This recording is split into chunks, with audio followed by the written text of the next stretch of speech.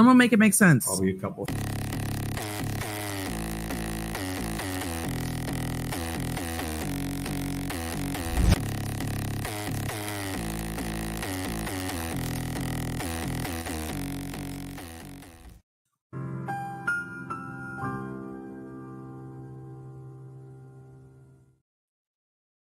What's up, party squirrels? How are y'all doing?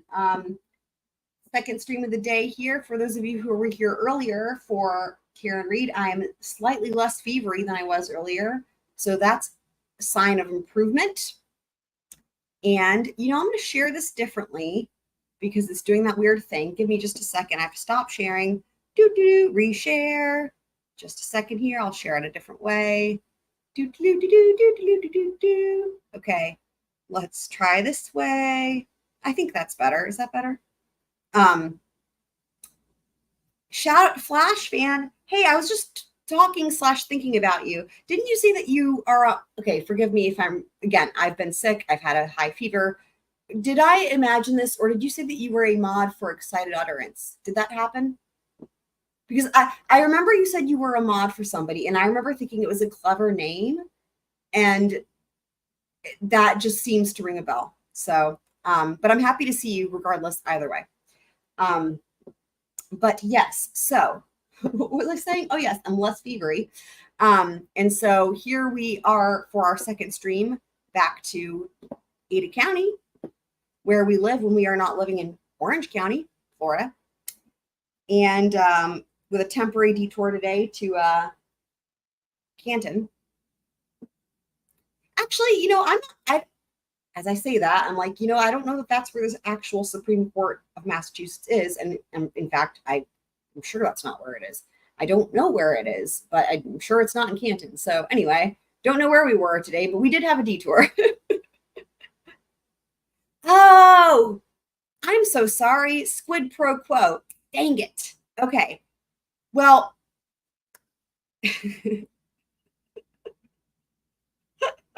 I'm laughing at myself because, again, in my mind, I'm like, this makes sense because I've been fevery.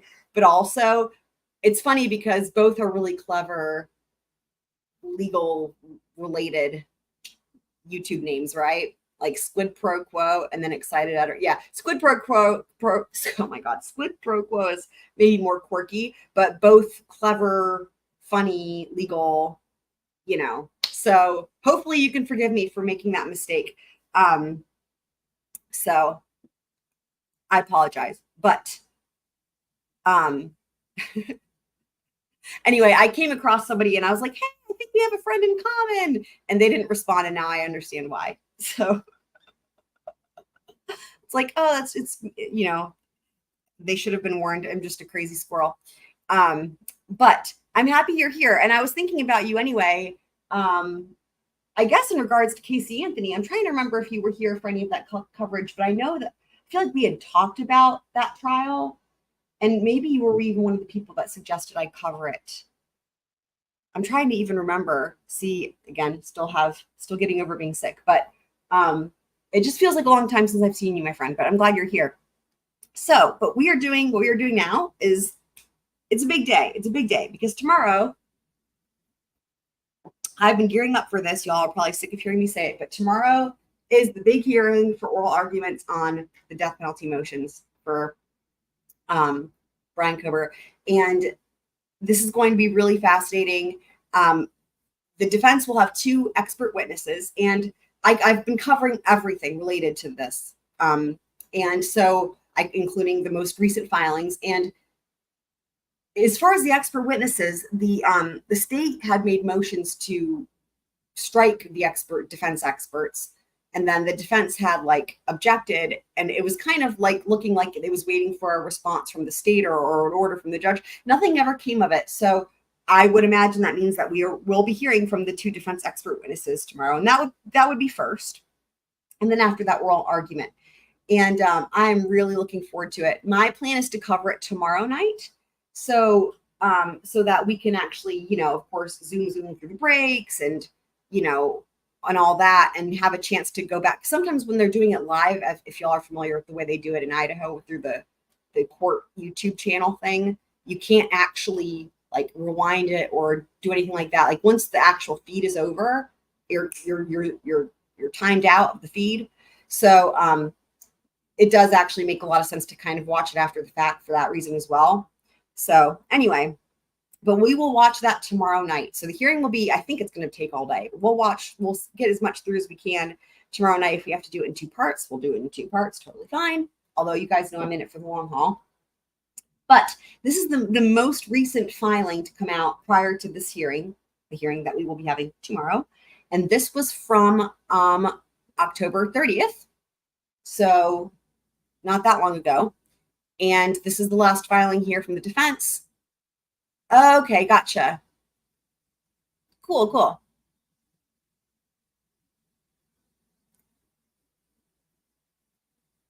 Awesome.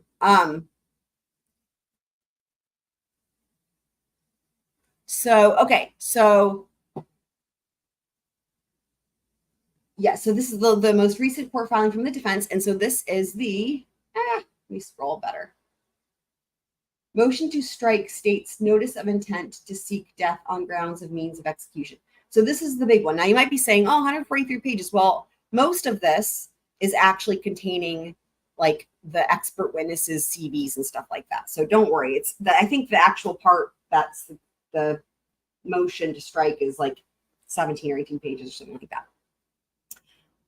So there's been a lot, of course, as we know, a lot of death penalty motions, but again, this is motion to strike states notice of intent to seek death on the grounds of means of execution. So this is like their last big one before this hearing. And so, I mean, I think we can gather it's going to be dealing with the means of execution, right? Because as we know, Idaho has just recently started to use the firing squad or permit use of the firing squad. So, all right. So issues, constitutional limits on manner of execution, the history of executions in Idaho, lethal injection in Idaho is not viable, the firing squad is not and never was constitutional. Just in terms of this, where this I could see, so like where this has come up in prior court filings here, in terms of discussion about the means of execution or the method of execution, what the state has argued is that it's too early to discuss it because of the fact that if he's convicted, he wouldn't even be up for death or eligible for death for another number of decades, right? And at that point, who knows what means will be available. So one of the things the state has been arguing, just in summary, when it comes to the means of execution, is that it's preemptive because we don't actually, like, whatever methods are available now may not be and could maybe completely won't be the same as in who knows what we will have then, right? And then the defense smartly has come back to say, well, how's that any better? Because if we don't know what the methods are, how can we guarantee they're constitutional now? And now is when we have to argue it. So fair point made there by the defense, I would say. So don't know too much about this case. So this is the one, brief little synopsis. Yeah, I feel like you would have heard about it probably, but Bryan Kohberger is the accused. He is accused of stabbing 4 college students at like 4 a.m. in a large, I guess you could describe it as a college kind of like party house. Notably, there were 2 surviving roommates. So out of the 6 people there in the house, killed 4, 2 were alive, didn't even attempt to kill, like they were untouched, they were unharmed. Okay. One of the surviving witnesses, apparently, according to the affidavit and what we know, saw the suspect leaving. It would stand to reason he didn't see her.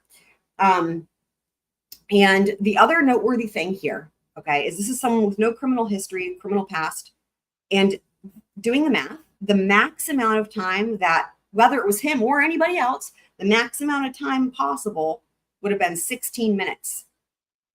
Now that means to get into the house without disturbing anybody. And now also to keep in mind, the house is three stories, like it's 3 levels. It's like a split level, but it's basically 3 stories. So he, and the floors where the 4 people were killed, it was 2 on the 3rd floor and 2 on the 2nd floor. And the thought is that the suspect would have had to go all the way up to the 3rd floor first and would have killed 2 people up there, and then come down to the second floor and killed 2 people there, and the 2 surviving roommates were on the first floor. So, and then to have gotten out without leaving anything behind in terms of forensic evidence or evidence of anything, no bloody, like, with one exception. So the murder weapon was never found. There were never any bloody clothes found, blah, blah, whatever. The thing that was found at the crime scene was a knife sheath. It's the thing you stick your knife in. And on the sheath, there was DNA on the snap. And that snap contained touch DNA, and they matched that with like a 100, as close as you can get to 100%, right? Nothing's 100% when it comes to science, but it was as close as you can get forensic match to the suspect, in this case, Bryan Kohberger. So, I think there's a lot of, similarities to Delphi. The only thing I can think of compared to Delphi is the fact that, like, neither of these suspects have a criminal background or criminal history. From what we can tell, there's definitely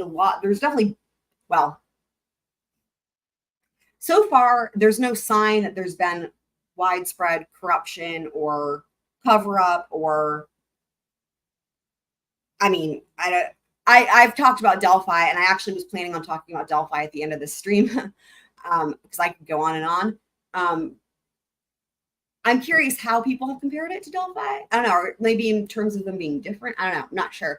But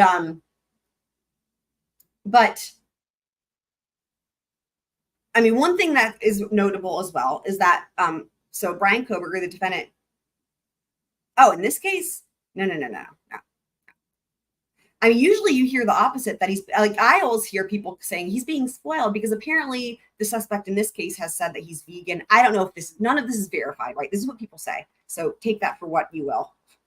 The reports, and when I say people, media outlets and whatnot, the reports have been that he's vegan and that he's been asking for vegan food and they've been accommodating him with vegan food, for example. There's been no evidence he's been treated unfairly. There's been no reports of cruel and nothing like what we see in Delphi. And the other thing is that he's got, public defenders, and these are some of his lead public defender, Ann Taylor, it's some of the best lawyering I've ever seen. And we've not even seen her really in action yet. We've only seen her in terms of the motions practice and arguing, like oral argument hearings, not even seen her in trial. And I've looked there. I can't find any trials online of her at trial. But already she's taken what she's changed my perspective on so many things in terms of what it really means to be a compassionate human being. It's incredible. I could go on, and I feel like I already have done this, so I don't want to be redundant, but anyway, she's amazing. She's the epitome of what a defense attorney should be, and especially a death penalty public defender. So good, really good lawyering. And just recently what happened was they were granted a change of venue. So it changed venues from Lada County to Ada County, which the disappointing thing for me about this was the judge that used to be the judge in this case was Judge, that was his actual name, John C. Judge. I think it was middle initial C, John Judge. And he, as the case was granted a change of venue, he's no longer the judge. And now they have this really, in my opinion, kind of grumpy fellow, from what we can tell so far, Judge Hippler. And that's kind of disappointing because Judge was just delightful, in my opinion. So that's kind of, sorry, I just inhaled my water. That's kind of it in a nutshell, though. I'm sure we'll think of some other details as we go along. One of the big things is like the car, right? So they had his car, the Hyundai Elantra, right? And so this is a small college town, first of all, right? And there were cameras kind of everywhere. So they have his car also, hold on, let me think. No, sorry.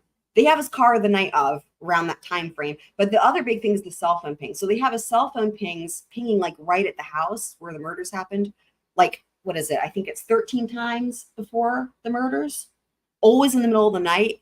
And then they have it pinging like, and I have all this on my time. I'm not going to pull up the timeline right now, but I do have a detailed timeline. Then they have it pinging the night of the murders, like like an hour before, and then it goes silent, like on airplane mode type situation, right? And then they have it pinging the morning. This just gives you the chills. They have it pinging at the house again in the morning, which was before anybody had woken up, before anybody had found the bodies. And it was like as if he maybe had potentially come back to see if anyone had found them yet. And then they have the car. So they've got some evidence there, you know. But the DNA on the knife sheath is going to be you know, we don't know yet until trial. And the other thing is there is a gag order on this case too. So we learned what we learned from like the probable cause affidavit, and that's pretty much it since then. You know, we never know what's going to happen in the meantime. Well, we know because we're covering it. But anyway. So there's lots of different judges in Ada County. And I've had other people ask me that they thought it was Judge Boyce. But there's more than one judge in Ada County. He was appointed Judge Hippler. So, or not he was appointed. They were the whole kit and caboodle. Everyone was appointed Judge Hippler. So no, from what we've seen, he's been treated very fairly by the courts. He's been treated fairly by law enforcement. He's being treated more than fairly. I mean, the way it should be by his attorneys. So far, this is really, if anything, the people I see complaining are complaining because they're like thinking he should be suffering more and stuff like that, right? They think that this is actually too fair to him and whatever. So it's actually really kind of a good example of how this is supposed to work when done properly. So far, in my opinion, in terms of the victims or the defendant's rights, I mean, and the victim's rights, but the defendant, you know, right now, where we're at, right? It's like, it's protecting the defendant's rights. And, you know, I appreciate the gag order. I think that was a good thing. And the other thing I can say, appreciate, especially compared to Delphi here, you know, everything is on the record in terms, like, even though there's the gag order, right? Everything in terms of the court record is on the record. So the vast majority of the court filings are public, and all the hearings, or the vast majority of them, again, are public on camera. We got camera and audio, right? So they're not about keeping people in the dark. They just don't want people to come out and speak to the media, which is fine, you know, by me. You know, of course, there's some things that are okay, but for the most part, you know, they just don't want. The point of the gag order, right, is they're trying to keep it from becoming less of a sensationalized thing than it already is, so that they can somehow find a jury, even if they have to go to Mars. Because this case, you know, perhaps has maybe more recognition than any case that's happening currently, like anywhere in the world. There were actually people talking about how they went to, like, actually, it was one of the prosecutors, I think. This was a long time ago. This is maybe a year ago. One of the prosecutors was talking about, they were like on vacation in Mexico. They were in some random like Mexican, like, you know, like they were a place getting some food or something like that, right? Random place. And like some people walked up to them that were locals there and were like, "Oh, are you the prosecutor for Idaho 4?" And it's like, what is happening, you know? So Kranick. I loved Judge Kranick. I really did love Judge Kranick. You know, I also love Judge Carroll. I know I've talked about him before. Judge Carroll from Kowalski v. J. Hatch. I loved him as well. Yeah. So, yeah, Hippler, we've had one hearing with him so far, and I was less than enthused, and I wasn't the only one. Because, you know, not everyone was a fan of Judge. I was a fan of Judge. So I definitely tried to keep that in mind and not be too harsh on Judge Hippler, because I was like, well, you know, it's going to be tough to hold a candle to Judge for me, because I just really loved Judge. Again, most people didn't. But the feedback from everyone I heard of, too, was that they also didn't care very much for Judge Hippler. So, okay. Anyway, so this is a death penalty case. Obviously, that's what we're discussing. So, all right. Proceeding with capital murder charges in this case is unconstitutional because executing Mr. Kohberger by means of lethal injection or gunshot as conceived of by the Idaho Department of Corrections would violate his right to be free from cruel and unusual punishment under the 8th Amendment and his right to due process under the 14th Amendment, right? So that's one of the big arguments here for any state where they've got the death penalty, is that, you know, the 8th Amendment is the right to be free from cruel and unusual punishment, okay? So right there, you've got a good argument when it comes to the death penalty, in my opinion. It would also violate his rights under Article 1, Sections 6 and 13 of the Idaho Constitution. An execution procedure that involves, quote, the unnecessary and wanton infliction of pain, end quote, violates the Eighth Amendment. The Eighth Amendment's prohibition is not static, but is responsive to, quote, evolving standards of decency, end quote, and, quote, contemporary values concerning the infliction of a challenge sanction, end quote. And in fact, one of the many motions filed by the defense with their motion to strike the death penalty previous to this document we're reading right now was on exactly this, the standards of decency. Furthermore, the 14th Amendment guarantees that no person may be deprived of life, liberty, or property without due process of law.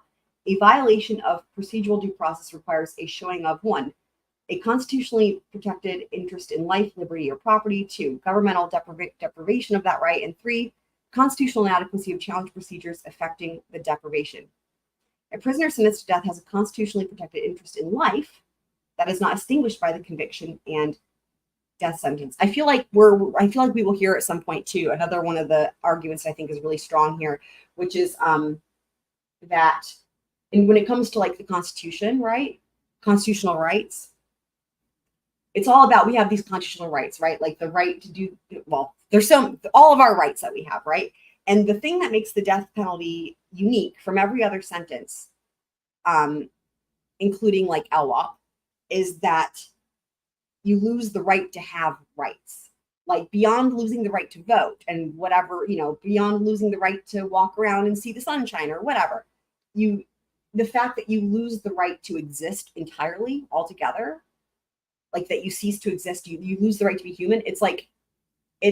When you think of it that way, it's like, yeah, it violates literally everything, right? And, so I feel like we'll see that at some point. The manner of execution is set by the legislature in Idaho. Okay, here we go. They're jumping right in.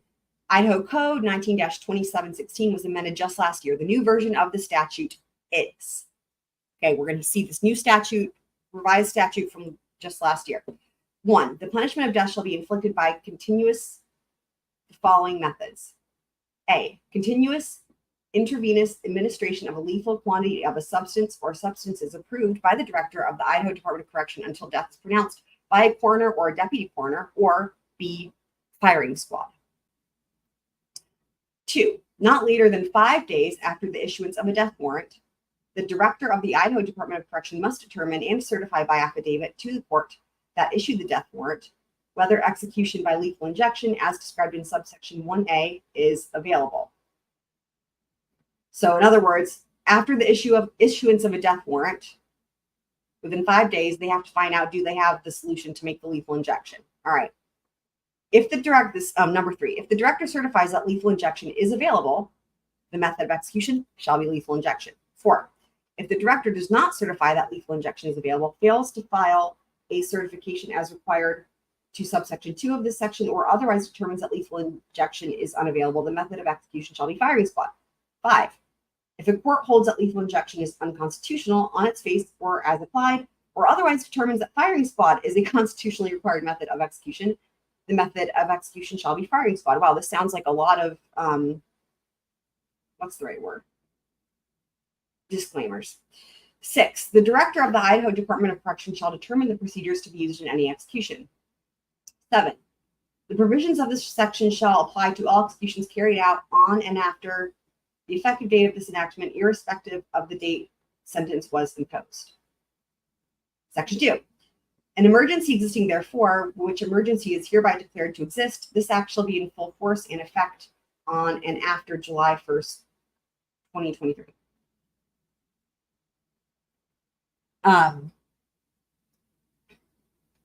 Yeah, I don't doubt that. So, and the thing about, capital punishment depends on what state you're in. In some states, capital punishment is LWOP, if that's the maximum penalty that they can receive, right? So it just depends. So capital punishment can be the death penalty if it's a death penalty eligible state, or it can be, LWOP. Yeah, but there's definitely, that happens all the time. People, that are innocent, and you can't undo that, obviously, right? That person's lost their right to have rights entirely for no reason. Okay, the Idaho Supreme Court has ruled that the word, well, and I will just say, I'm not going to go, the playlist for this case, the past, I don't even know how many, a lot of live streams, all of them have I've covered every single death penalty motion and hearing so far related to it, and there's been a lot. So I've got a lot of thoughts, and you know, it's all time stamped if anyone wants to hear more in more detail. But just one thing I will say, in terms of, without getting into the finer points of the argument, is that one of the, when it comes to sentencing determinations, when a judge is making a sentencing determination, one of the factors, right, is protecting the public. Protecting the public. And actually, I think I brought this up even in the last live stream when it comes to BK, because this was in one of the filings. But anyway, or something was related to it. But is protecting the public. So the question I keep asking out to the into the abyss is,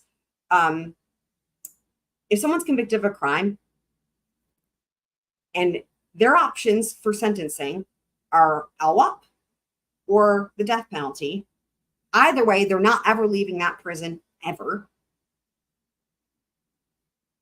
How does it protect the public more for them to sit on death row for a number of decades and then receive some sort of whatever it is by the time we get there, you know, they get executed, right?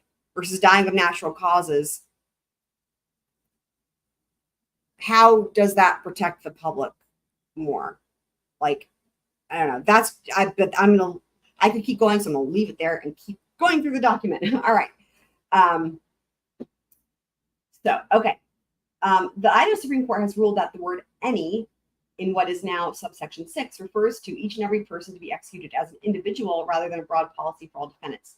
The court held that because of the legal issues with the manner of execution, the director of the IDOC, that's the Idaho Department of Corrections, must provide each individual to be executed with the procedures that will be used in their case in advance of the execution, so they may be reviewed and challenged. Now that's important. That's part of the thing that's going on here, right? They're saying they have to treat each inmate that's going to be executed, they have to treat them all as an individual, and they have to also provide them with the means of which they will be executed in advance, so they can review the means and challenge them potentially. Thus, one condemned to die in Idaho has no real way to know how they will be killed, at least until the death warrant is issued. Right, so then they've got 5 days.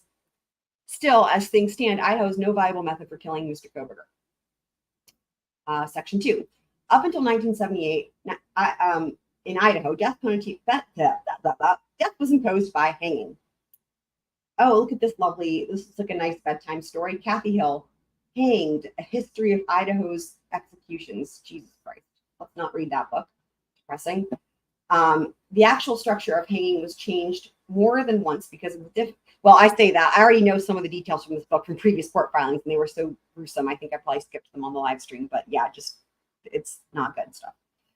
The actual structure of hanging was changed more than once because of the difficulty of getting next to snap as desired, getting next to snap as desired, leading to a lack of immediacy in the execution. Great. The last man hanged by the people of Idaho was Raymond Snowden on October 18th, 1957.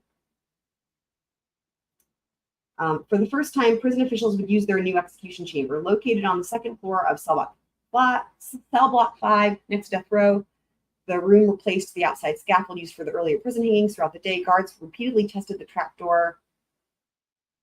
All the prisoners were eerily quiet that evening. Yeah, this is horrifying. I can't. Just trust me, I'm scrolling through some horrible stuff. I'll read this part though. The executioner received $600 for his trouble. All right, we're going to keep going. Precisely why Idaho gave up on hanging has no simple explanation. Perhaps the guards telling stories of the sounds of the trapdoor being tested repeatedly in the presence of the doomed man-made people feel uncomfortable with the whole ordeal. Maybe it was the idea of strapping a man onto a board and wheeling him off to kill him with a bag over his face. Ugh. Whatever it was, the how is relatively simple. In 1978, as Idaho's legislature tried to devise ways to kill people that would satisfy the demands of the United States Supreme Court, Senators Jim Rich and Mike Black joined forces to amend the law to require lethal injection. The senators both claimed lethal injection would be more, quote, this is in scare quotes, humane. Senate Judiciary and Rules Committee. Oh, that's a site. Sorry. When the bill was proposed to the House Judiciary Rules and Administration Committee, Warren Anderson appeared in support of the bill by indicating that it was the desire of the Board of Corrections to take the circus atmosphere out of executions. He said there are weird people who would show up at executions and contribute to the circus atmosphere. That's really harkening back to the days of yore, isn't it? It is unclear where Warden Anderson was in. Right. That's exactly. Yeah, I'm thinking centuries back. Right.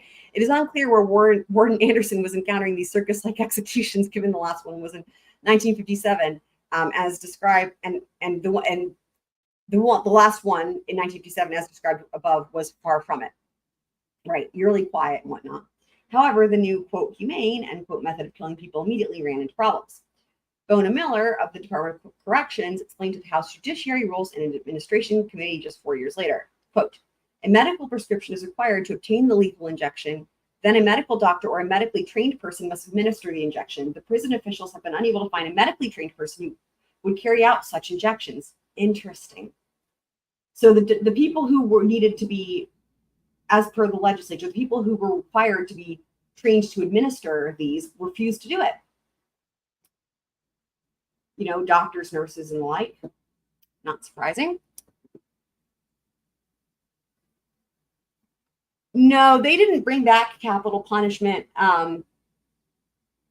What you might be thinking of is right before these cases began, they had reinstated the firing squad. I think that was actually mentioned earlier in this document, where they said the statute was updated a little over a year ago or something like that, or last year.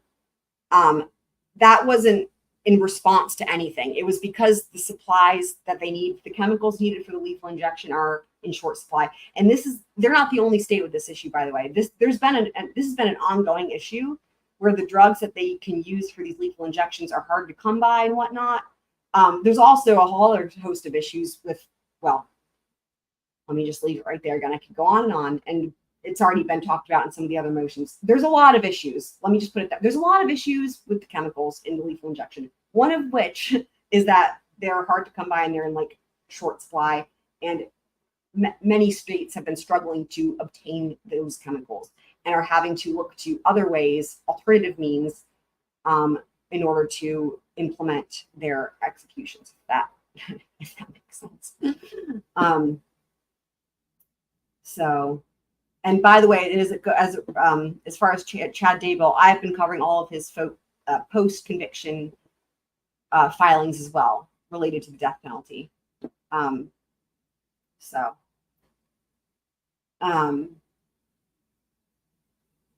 do have a playlist for that, of course. All right, so during that legislative section, the Department of Corrections and the Idaho Medical Association tried to reach a compromise so that the killing could happen. Like, we got to kill these people. Let's figure out a way. The firing squad was included. So again, this is back in 1982. The firing squad was included. This is going to be the history to answer your question here, Flash fan, as far as the firing squad. So back in 1982, that's when they added the firing squad for the first time in Idaho. It was included essentially as a backup, and one of the drafters of the bill thought it was likely unlawful. Not surprised. This was the original birth of the firing squad. So it sounds like Idaho was the first state to do this, and this was in 1982. All right, in 1982, I'm highlighting it so everyone can see. Idaho Code 19-2716 permitted the director to use the firing squad whenever the lethal injection was impractical. The only directive provided for the firing squad was that the director would decide its members. Oh, I guess who gets to be in the firing squad type thing. The original firing squad, however, never got off a shot. Interesting. Wow. In 2009, the firing squad was repealed with a statement of purpose. So, wow. So it never happened. Interesting. So it was first brought in, it was first born, as it were, right, in 1982, but it never happened. And then in 2009, it was repealed. So the proposed legislation will further amend Idaho Code Section 19-2716 to eliminate death by firing squad as an alternative method of execution. The elimination of the alternative method of death by firing squad is deemed appropriate in light of the United States Supreme Court's opinion in Bays versus Rees, in which the court concluded that a humane lethal injection protocol does not constitute cruel and unusual punishment. There is no similar Supreme Court authority addressing where the firing squad as a method of execution would constitute cruel and unusual punishment in violation of the Eighth Amendment. In addition, Idaho is one of only 2 states that have the firing squad as a method of execution. The rarity of this method of execution could form the basis of an Eighth Amendment claim. Well, there it is, and now it's happening. Literally. Could they see into the future? Elimination of the firing squad option will allow the state to avoid such challenge. So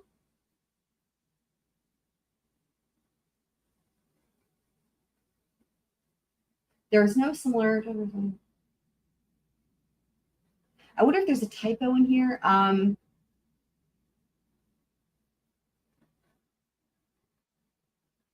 I think what they're saying is it was never addressed. I think what they're saying is they're making a distinction here that with lethal injection, the Supreme Court had concluded in 2008 that the lethal injection did not constitute cruel and unusual punishment. So it's like, all right, all clear for Eighth Amendment violations when it comes to that, okay?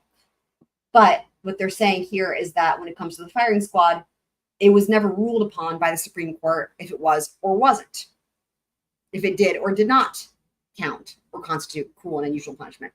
And so they're saying, therefore, because the Supreme Court has not ruled on this method, and there's only 2 states who are doing this, right? We don't want to be on the hook for an Eighth Amendment claim and get sued our butts off / other problems. So let's get rid of the firing squad. That's me paraphrasing.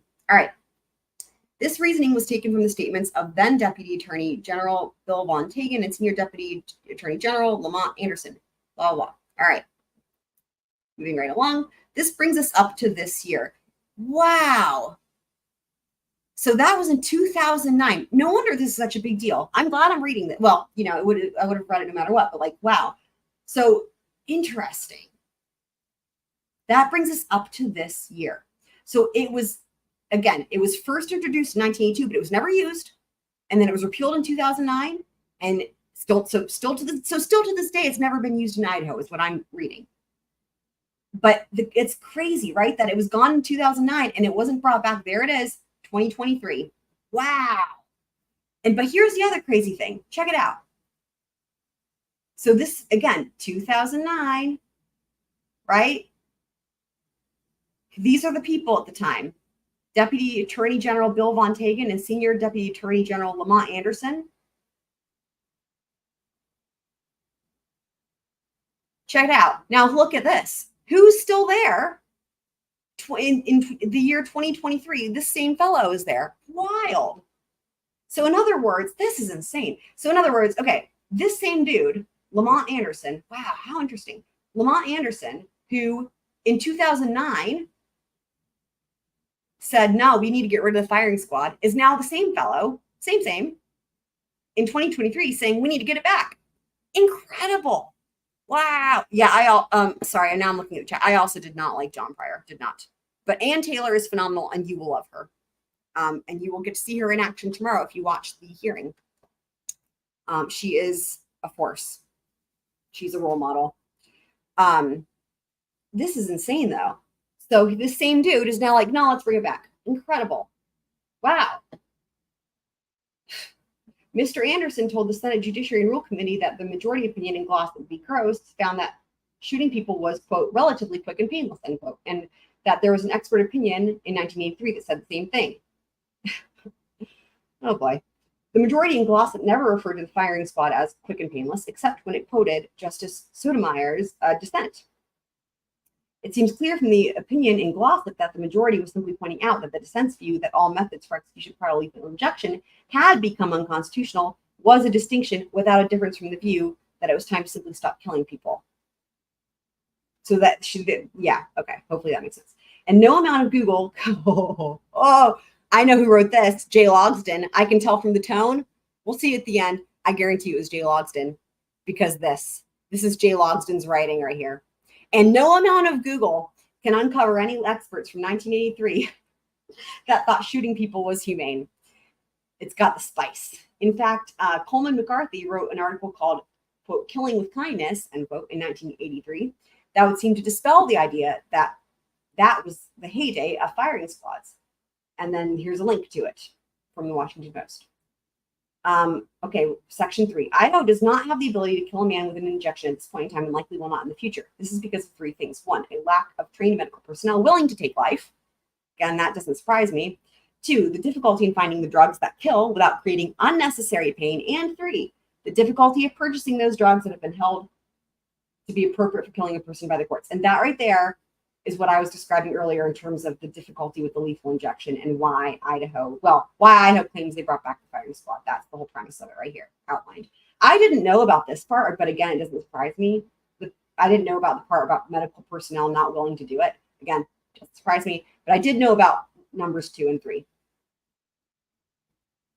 This is right. Yeah. So it's a motion to strike the death penalty, right? So of course it's going to come from the defense. It's not going to come from the state. However, I will say one big surprise that we had last live stream, no, maybe the one before, was that the state had initially 5 statutory aggravating factors, and they need okay, if he gets convicted, and when they go on to the next phase, we don't know yet. There's a motion for it to be trifurcated, but if it's not, then it'll be bifurcated. But when they go on to the sentencing phase, the burden here, right, is the state has to prove to the jury beyond a reasonable doubt at least one statutory aggravating factor. So the more of those you have, the better your chances, if you're the state, that you'll prove one of them beyond a reasonable doubt.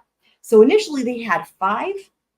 And again, it was like not last live stream, but the one before that.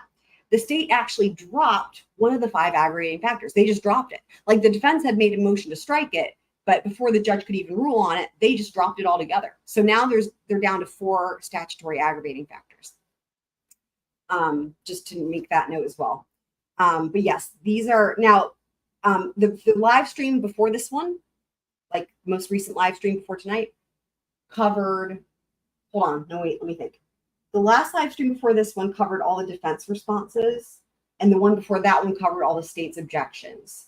So I had at least one whole live stream, if not more, dedicated to covering all of the state's objections. And we went through every single one of those documents. There's been a lot. And then the live stream after that one covered the defense's response to the objections. And now this is the last filing after that slew of responses ahead of the hearing, which is tomorrow. So, okay. The United States Constitution prohibits deliberate indifference to the known risks associated with a particular method of execution. There are a number of known risks associated with lethal injection method of execution, and the state of Idaho has typically failed to take adequate measures to ensure against those risks. The Eighth Amendment safeguards nothing less than a human being's dignity and prohibits methods of execution that involve unnecessary and wanton infliction of pain.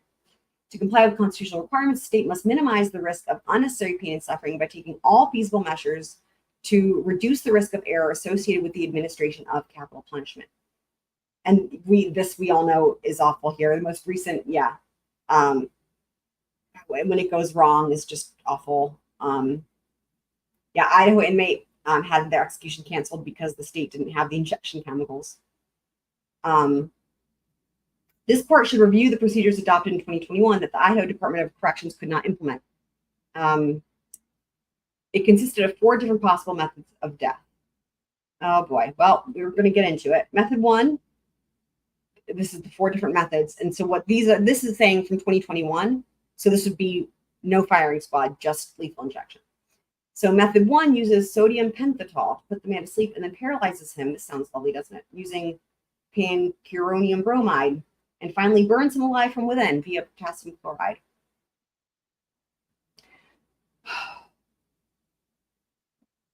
Method 2 uses pentobarbital to put the man to sleep and then also murders them with pancuronium bromide and potassium chloride.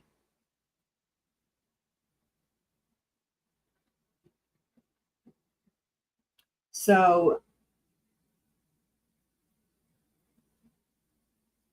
the difference between method 1 and 2 here is that the first method puts you to sleep, then paralyzes you, then burns you alive from within. And then the second one puts you to sleep and then just burns you alive from within. There is no dispute in the scientific and legal community that potassium chloride and pancuronium bromide are extremely painful if a person receives them while conscious. The state conceded that, quote, failing a proper dose of sodium thiopental would render the prisoner unconscious. There's a substantial constitutionally unacceptable risk of suffocation from the administration of pancuronium bromide and pain from the injection of potassium chloride. And I know I'm probably butchering this, but whatever. Pancuronium bromide paralyzes the chest wall muscles and diaphragm so that the person can no longer breathe. Potassium chloride causes a cardiac arrhythmia, which results in ineffective pumping of blood by the heart and ultimately cardiac arrest. In Bayes, the court found that, quote, proper administration of the first drug ensures that the prisoner does not experience any pain associated with the paralysis and cardiac arrest caused by the second and third drugs. And so that's important when we look at this, because no matter what, when it comes to lethal injections in any state, it's a cocktail. Like, it's a mixture of drugs. It's like, that's the whole thing, right? And it's like, it's part of the discussion is like, which 3 do we use or whatever? I think it's in most cases it's 2 or 3, but it's a cocktail and there's like the different ways they can have it. And that's what we're reading about here, right? So, but regardless of what state and what cocktail, the point is that the first one is supposed to knock you out or more than that, then some, right? The point is that the first drug is supposed to be enough to where you don't feel all the horrible torture that is going to come with the second and or third parts of that cocktail, right? So essentially, if the first one fails in some way, then, you guys can fill in the blank there. So the potential pain from the second and third drugs was also acknowledged in the court's opinion in Glossop v. Gross. Additionally, during oral arguments in Glossop, again, this is from 2015, Justice Kagan likened the pain from potassium chloride to being burned alive from the inside. Boy, that sounds constitutional to me, doesn't it? Being sarcastic. And then this is from an article. The Supreme Court justices hotly debate the use of a lethal injection drug. Scientific evidence as well as eyewitness accounts from executions establish that the death by a lethal injection can be an extraordinarily painful death. All right, number 2. Method 3 simply relies on injecting a lot of sodium pentothal. Number 3. Method 4 is the same idea but relies on injecting phenobarbital instead. Number 4. Problematically for all these methods, sodium pentothal is no longer available for killing people. Oh, and speaking of the cocktail, right? This is what's in a lethal injection cocktail. The same became true of pentobarbital shortly thereafter. And that's from here, the end of the open market for lethal injection drugs. The upshot is that lethal injection does not exist in Idaho at this point in time. So it's a good thing, right? We don't, right now, because of the scarcity of the drugs needed, they cannot give lethal injections in Idaho. That's a good thing. We don't want to be giving these to people. The director acknowledged as much in his letter to the Board of Corrections in November of 2022. Indeed, he was correct. The botched legal, I think that's supposed to say lethal, injection of Thomas Creech. Now, this is the one that most people have heard of, and this is just horrifying. Of Thomas Creech on February 28th, 2024, demonstrates that even when lethal injection drugs are obtained, lethal injection is not available in Idaho. And that's the one where after 58 minutes and 8 attempts, 58 minutes and 8, let me just read this, 58 minutes and 8 separate attempts with lethal injection. And they couldn't kill, he wasn't dead, but instead he was just tortured, and then they halted the execution. I mean, I just have to keep reading, otherwise I'll lose it. Due to this history, the legislature readopted the firing squad as a possibility in the last legislative section. Now it brings us to Chapter 4, the firing squad. When considering whether the firing squad in its rebirth iteration is cruel and unusual punishment in violation of the Constitution of both the United States and Idaho, it helps to have an idea of what that will look like. In 2010, Ronnie Lee Gardner volunteered for the firing squad in Utah. June 18, 2010, when a prison official opened a curtain to reveal the death chamber to witnesses early Friday, convicted killer Ronnie Lee Gardner was already strapped to the execution chair. His eyes darted around the room at a prison in Draper, Utah, but he appeared calm, even at peace, witnesses said. This was a stark contrast from a troubled life marred by drugs, sexual abuse, and indiscriminate violence. Asked by a prison official if he wanted to say anything, Gardner responded simply, "I do not know." A black hood was slipped over his bald head, a small circular target attached over his heart. A barely audible countdown was interrupted by 2 loud bangs in quick succession. So for anyone who didn't see the other coverage we've done with all this, one thing I learned through covering these was that when you get killed by a firing squad, they don't shoot you in the head, they shoot you in the heart. And there's a whole host of problems with that. Why that's their practice, I don't know, but they shoot you in the heart. And anyway. After a quarter of a century on death row, so 25 years on death row, Gardner, 49 years old, became the first man to die by firing squad in Utah in 14 years. Quote, he clenched his fist and then let go, end quote. Radio talk show host Doug Fabrizio, one of a small group of witnesses, said, quote, and then he clenched it again, end quote. Well, I'm going to read that part again in case you missed it. Again, this is in reference to the first man to die by firing squad in Utah in 14 years. Quote, he clenched his fist and then let go, end quote. And then he clenched it again. How do you... Okay, keep reading. A medical examiner checked Gardner's pulse and both sides of his neck. When the black hood was lifted to check Gardner's pupils with a flashlight, his ashen face was briefly revealed. He was pronounced dead at 12:17 a.m. At exactly midnight Friday, the inmate who spent more than half his life behind bars was awakened from a nap for his execution. He was escorted to the nearby execution chamber where he was strapped to a metallic winged chair. He wore a dark prison jumpsuit and no shoes. The chair was raised on a small black platform like a stage. Relatives of his victims and family members, or members of the media, relatives of his victims and members of the media witnessed the execution in separate rooms nearby. A team of 5 anonymous marksmen aimed with 30 caliber Winchester rifles standing just 25 feet away from a brick wall cut out with a gun port aimed their weapons at Gardner's chest. The Utah law enforcement officers volunteered for the assignment. One rifle was loaded with a blank, so no one knew who fired the fatal shot. Gardner repeatedly rubbed his left thumb and forefinger moments before the shooting. The rifles exploded, and 4 bullets perforated his heart and lungs. The straps held his head up. A metal tray beneath the chair collected his blood. Sandra Yee, a reporter with KSLTV in Utah, said Gardner fidgeted even after the barrage of gunfire. Quote, when he was shot, some of us weren't sure if he had passed away because we could see movement, she said.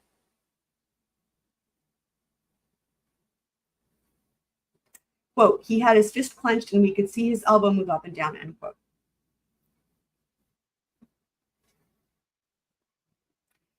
Cheryl Worsley, a reporter with KSL News Radio in Utah, described the moments after the execution as disturbing.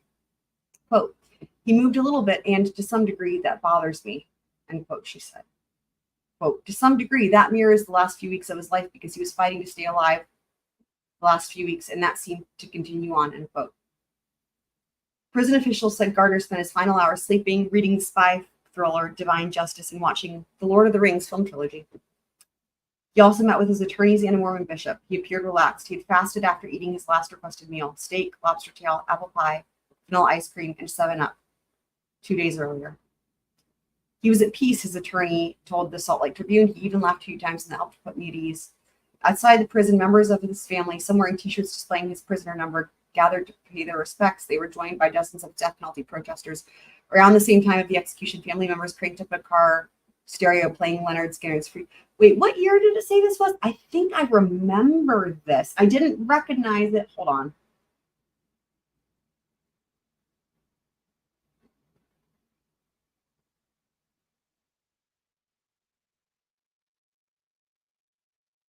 This is different than the 2010 one. I feel like I remember this because of this part with the Freebird thing. I feel like I remember this happening. He didn't want nobody to see him get shot, said Gardner's brother, Randy Gardner. I would have liked, or wait, that says Gardner. Hold on, let me just double check. No, this is the same dude. Okay, I don't know why it looks like they made it look like it was a separate thing. Okay, so never mind. I wouldn't have known in 2010. He didn't want nobody to see him get shot, said Gardner's brother, Randy Gardner. I would have liked to be there for him. I love him to death. He's my little brother. Additionally, Utah's Department of Corrections made a commemorative coin to give all the staff that helped kill Ronnie that day.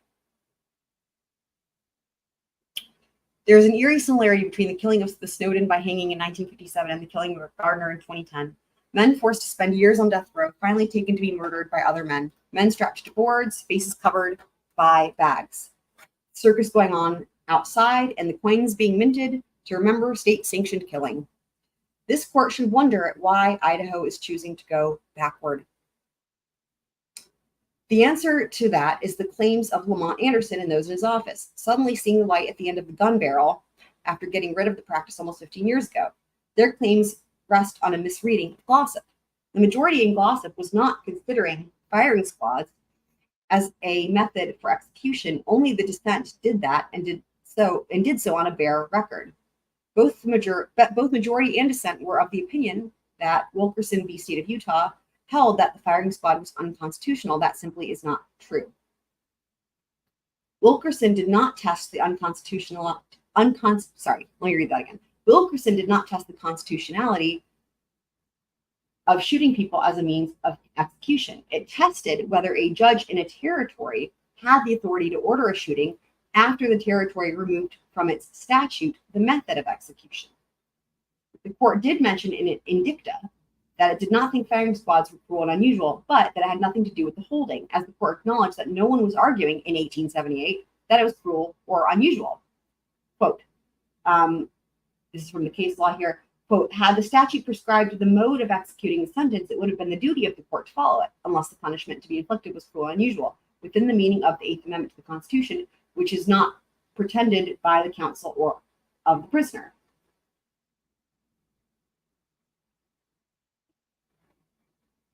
Since there therefore is no Supreme Court case that has ever actually considered whether it is cruel and unusual to use a firing squad, this court should look at the ruling of the Court of Common Pleas for the Fifth Judicial Circuit of South Carolina. South Carolina case law coming at us, Owen v. Sterling. So that's noteworthy for us, right? Like, as of right now, there is no Supreme Court case that has actually stated whether the use of a firing squad is cruel and unusual punishment. Okay, so now we're into the South Carolina case law. So although ultimately reversed by the Supreme Court of South Carolina in Owens v. Sterling, the court's analysis was sound. The Court of Common Pleas found that South Carolina recently brought back the option of the firing squad. The statute had been challenged. So again, I mentioned earlier how Idaho is not the only state. South Carolina has also brought back the firing squad for the same reasons, because of the scarcity of the cocktail for the injection.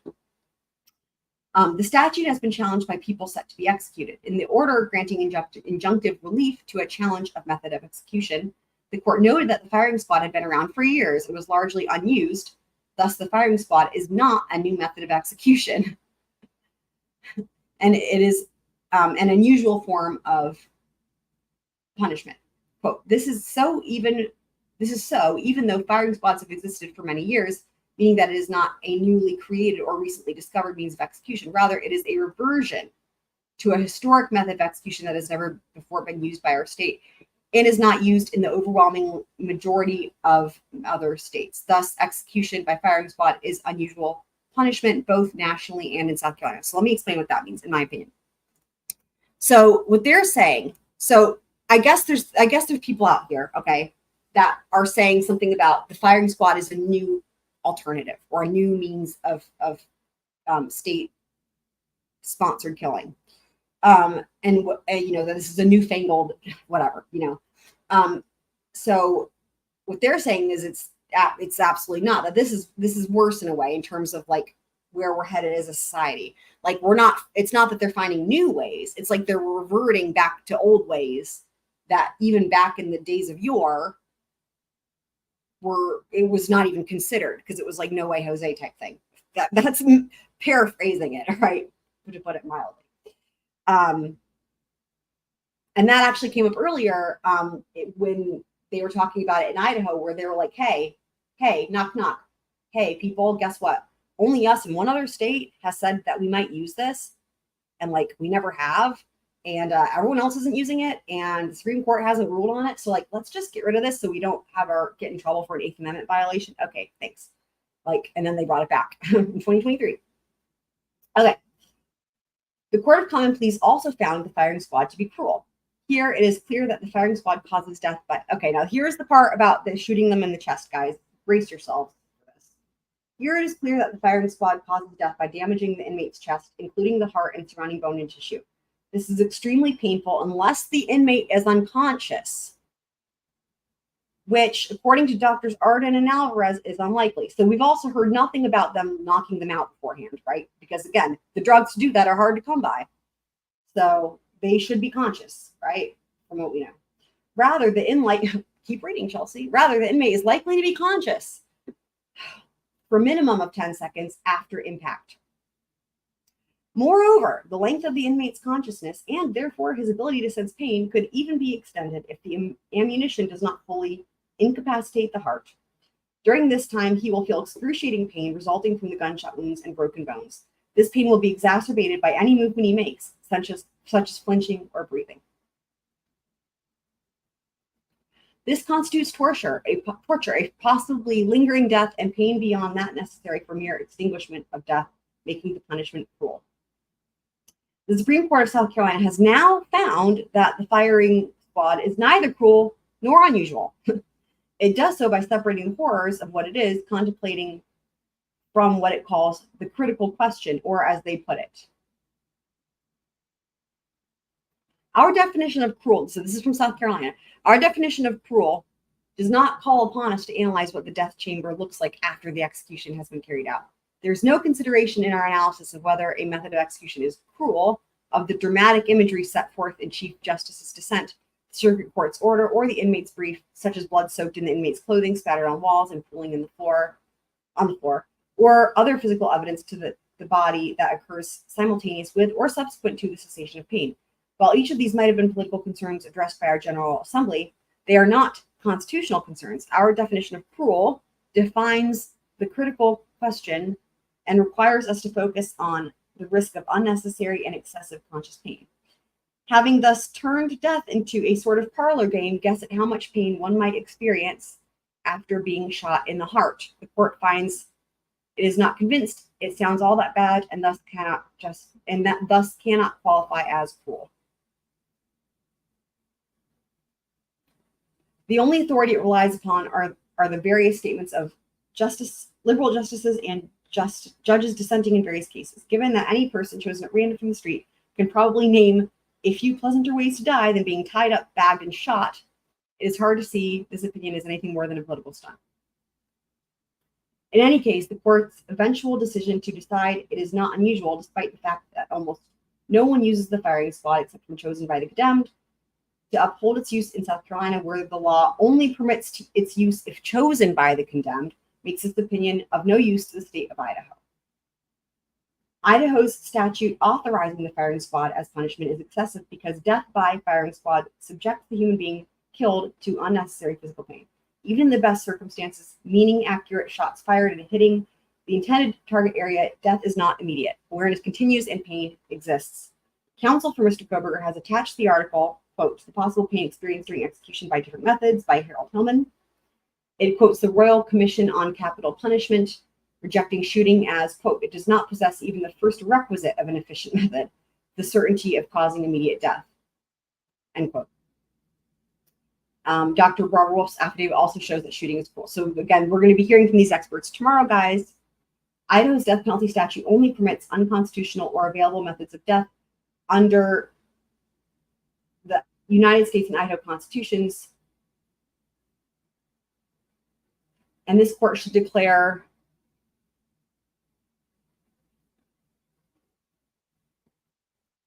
I think this is supposed to say constitutional. I don't know. There must be a typo in here because this is Idaho's death penalty statute only permits unconstitutional. That's not correct. There's a typo in here. That should say constitutional.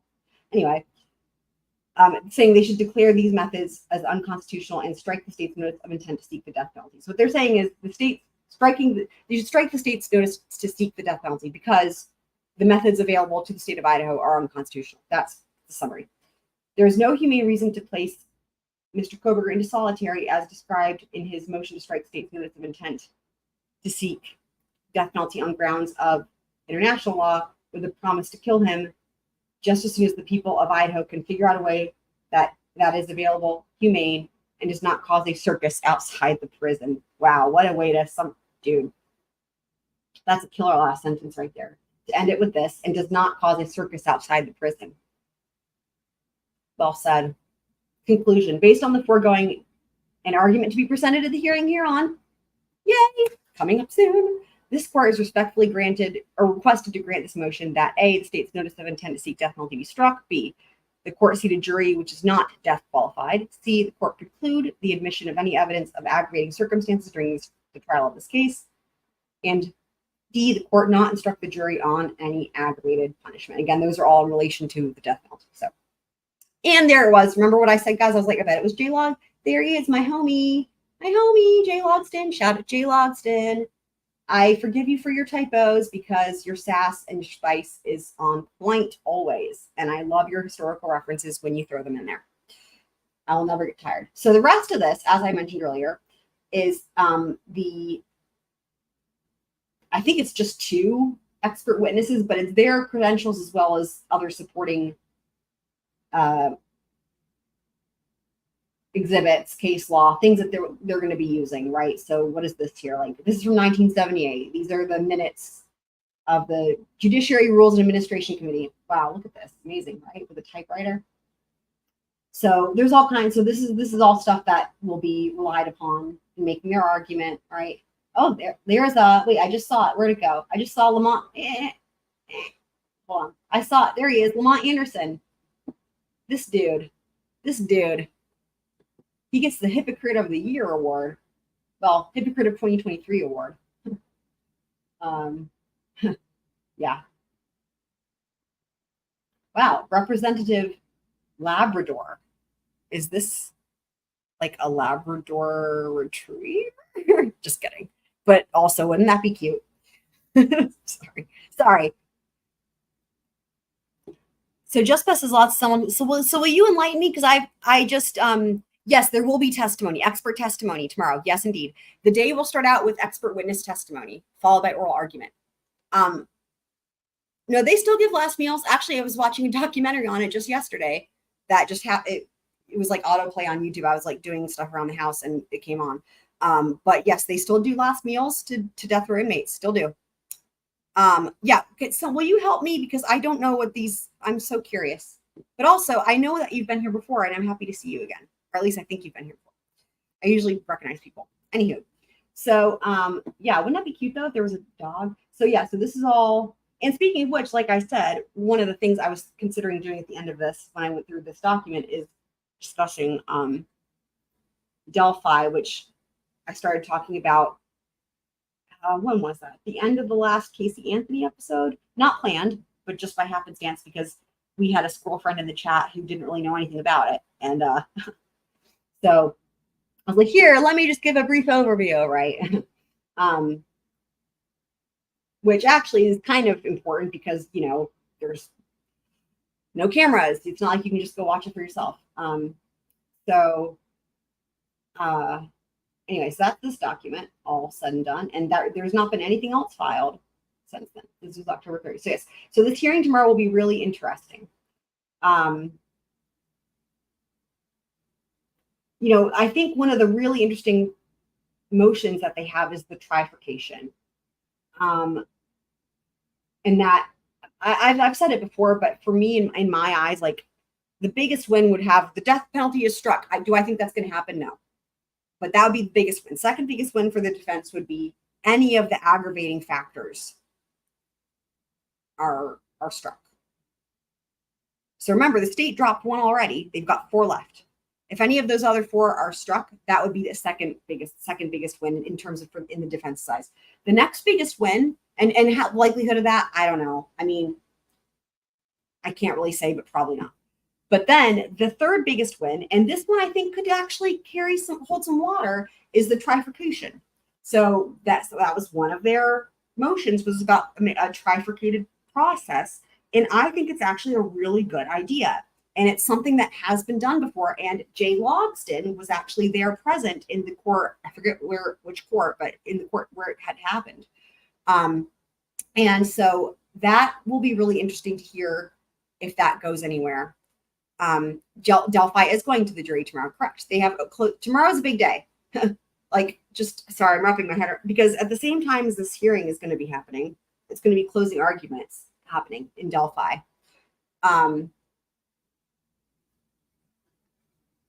Actually, that makes me, well,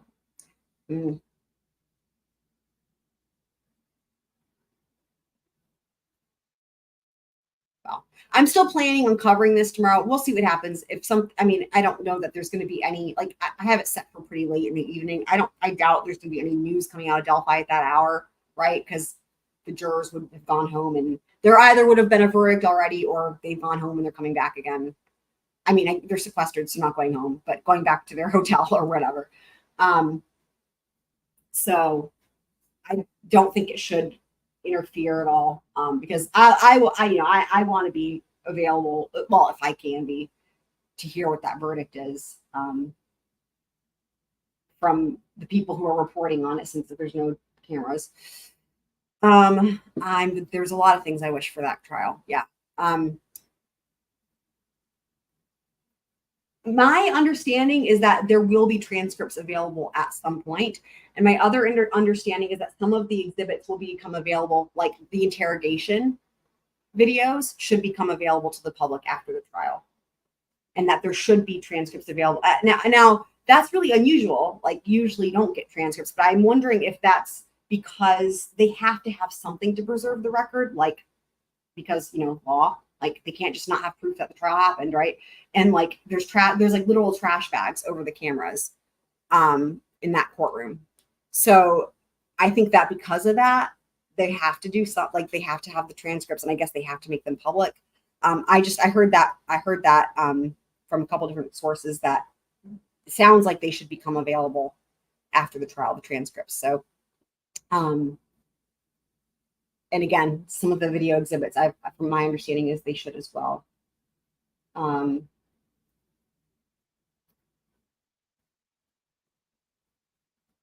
Yeah.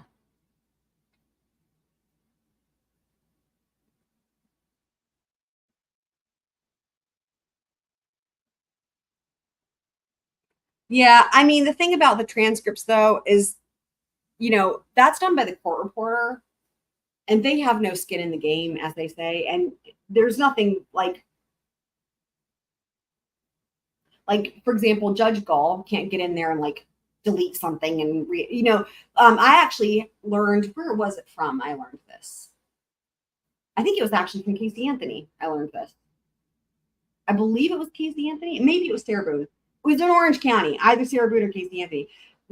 I learned for the first time that with these court reporters, they each have their own method, and so one court reporter can't even read the other one's shorthand. So they all have their own method of shorthand, and we've seen they have different devices. Like, some of them have the talkie thing they talk into, and others are typing, and they all have these different ways. But even within that, even if they use the same like device, they all have their own method of shorthand. And that if you brought in another court reporter, it would be completely, it'd be nonsense. They couldn't even read it. So, so it's like, so in terms of like reliability of what they are putting down, it's really good that no one could tamper with it. But even after it's already been fixed up into real words, that are readable, there's just no way that, and if someone were, it wouldn't happen, but just hypothetically speaking, if someone were to tamper with the final result, well, the court reporter could always go back and check again their shorthand and say something's up, right? So it's just, there's no way to mess with that, I don't think.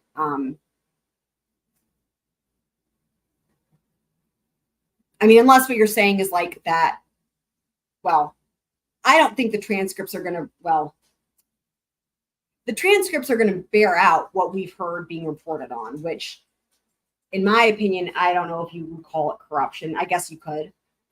We're hearing Judge Gall make decisions without citing any case law left and right that are really biased and unfair and prejudiced against the defense and incorrect. And just things that are just astonishing to hear in a courtroom.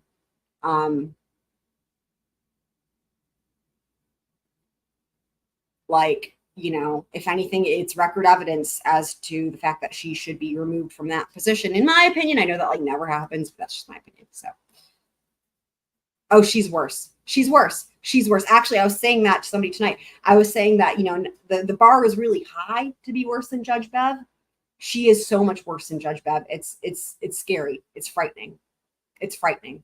It's really terrifying. She's like 100,000 times worse than Judge Bev. And the injustice that's being done, in my opinion, is like 100,000 times worse than Karen Reed. It's just the magnitude of this is so much. I'm still not clear though where the similarity is with this and Kohberger, but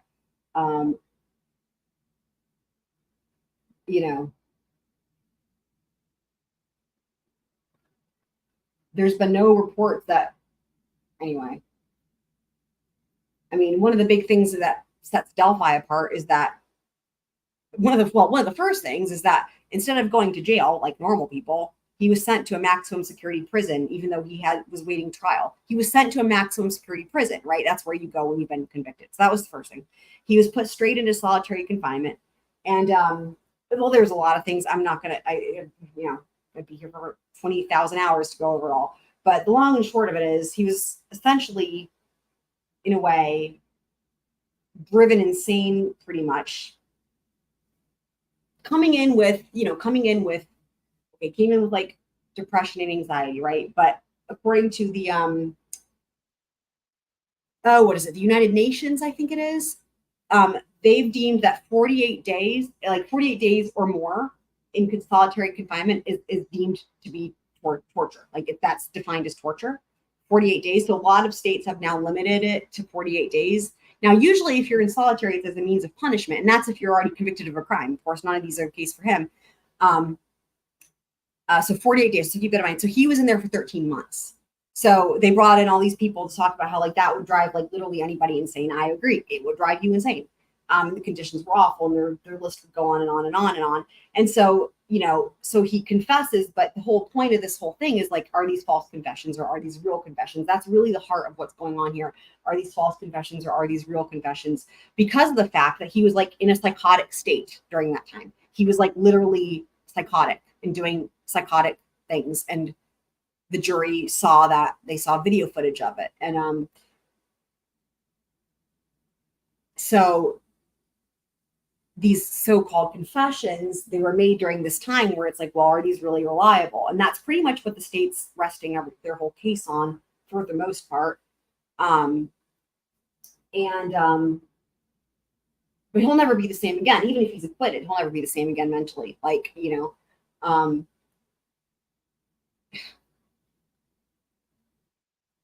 Yes, she was. That's true. I was actually going to mention that. Flash Fan says, wasn't Judge Gold an advocate for courtroom cameras?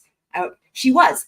I did hear that. She was an advocate for courtroom cameras, and this is her courtroom. And now for this trial and this trial only, she's got trash bags over the cameras. That's very true. Pretty crazy, right? Maybe she thought it would never come to the point where any of her trials would be televised and it wouldn't matter. I don't know. It's wild.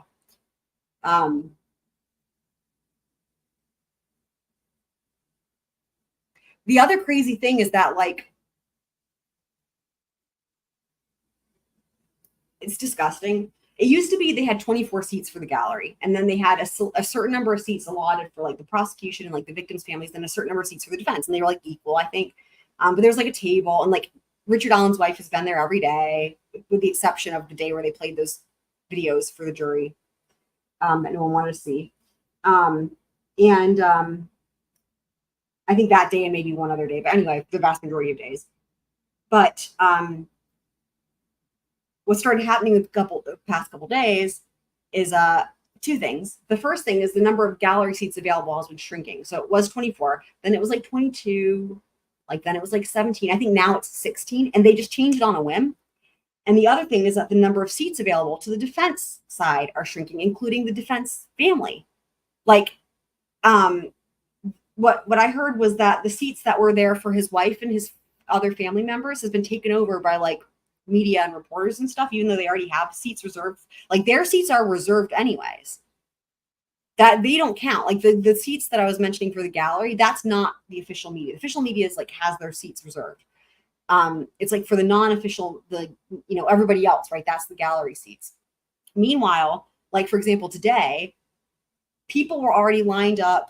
Let me think. People were already lined up before lunchtime started today to get in for tomorrow. Because at this juncture, they're saying 16 seats available, but they might even reduce it further. And there's just no rhyme or reason to it. And it just happens on a whim. Like, to me, it's like one thing to do that to the gallery because, well,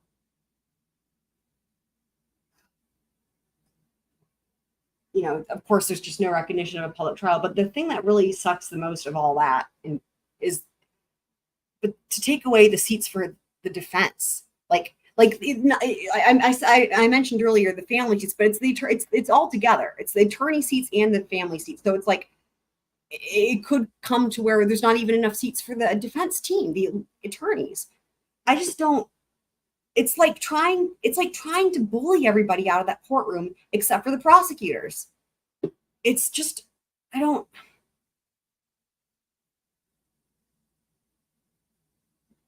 Yeah, I mean, I don't know. All I know is that there's cameras from the people that I know that are there. There's cameras in that courtroom and there's trash bags over them. That's what I know. That's what I know about the cameras there. And I don't know that I've seen another case out of Indiana that I would have followed to even know if it was or wasn't televised or with cameras. I don't know. Like, I feel like I don't know many cases out of Indiana except for Delphi. But I do know that there's cameras in that courtroom. And that there's trash bags over them that she placed there.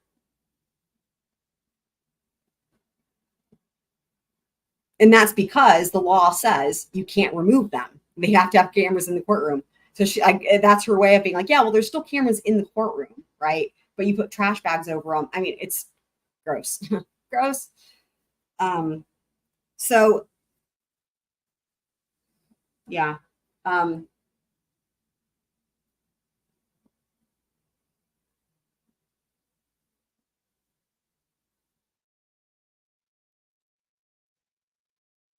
Yeah, it's a lot. It's a lot. So tomorrow will be a big day in the world of law, that's for sure. And for anyone who missed it, this morning I did cover the Karen Reed hearing with the Massachusetts Supreme Court. So next on the docket again, we'll have I did mention, by the way, I'll just throw it out there. If anything else does come out from Delphi, like the transcripts or any video exhibits or anything, I will cover those when there's things there to cover, since I'm not there in person and can't be in there in person. So there's that. But as of tomorrow, the plan is for tomorrow night, I'll be covering this hearing. It should be very interesting. And again, we will have testimony from witnesses. And then on Friday is the next episode for Casey Anthony. And it's going to be really interesting. We're finally going to hear from Arpad Voss, Dr. Arpad Voss, and the infamous air samples. First of its kind, I think, and the last of its kind. First and last of its kind, air samples. We heard about those in opening statements. We are going to hear about the air samples and the trash air samples on that episode on Friday. And in the next episode, it's the canines, and they're really cute. Right, I know. I agree. I was also surprised that trial was streamed. Yeah. Yeah. I mean, I think all trials should be personally, because public trial, obviously. But I do understand for that because it was I guess she was still a minor even then. But you know what? Transparency. So good for them, right? For that. So, but anyway, hopefully I will see you guys tomorrow for the coverage of the hearing. And thanks y'all for being here. And thanks for being a squirrel. And I'll catch y'all on the next one.